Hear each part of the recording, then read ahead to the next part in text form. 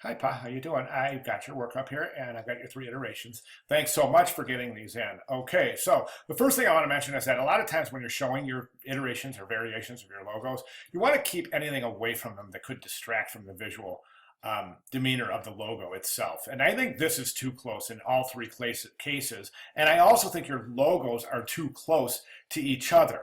So if we back down, we can't look at one without seeing the type and the other logo. So it's really kind of visually confusing almost. It's almost, do you see what I'm saying? It would be so nice to see these just on a single white background. Okay, and that's for presentation's sake in the future.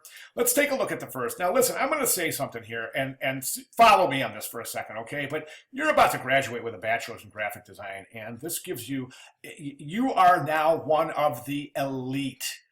Pa, you're a graphic designer. Let's let the world know, all right? Let's forget the photography. Let's forget the camera. Let's forget the fine art brush, all right? Let's brand Pa Yang as Pa Yang graphic designer or Pa Yang graphic design. Okay, so I would definitely direct in that fashion. So, okay, so example, let's say take this, all right? I would think it would be better for you to just say, use some sort of monogram if you can come up with something. You don't have to. You can just use your name, okay? But in this particular case here, what I would do is you have Pa Yang, okay? And I would just take a separate, I won't be able to do this, but a separate text box and, and Pa Yang graphic design. And that's it. Use a nice modern sans serif here. It would be a wonderful contrast to this copper plate. That's not copper plate. I'm not sure what it is. Where does this say? Algerian?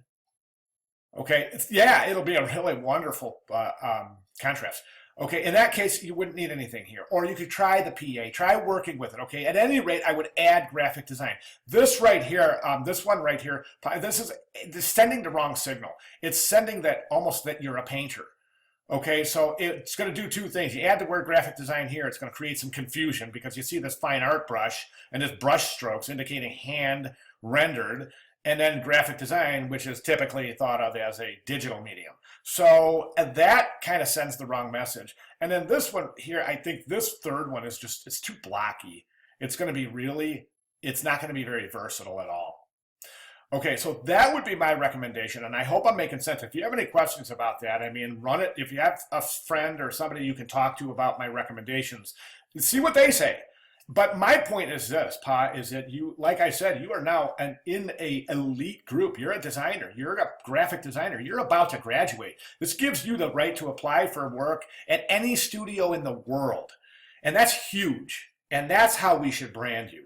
Okay? So, all right, we owe this week to discussion board, and we owe our final iteration or whatever, the final visual direction that you choose to go. So that will be due this week in this week's discussion board for peer review. So try to work whichever visual direction you decide as near completion as possible. And I'm here. If you want to run something by me, I'm right here. Just let me know. All right, great job. Thanks.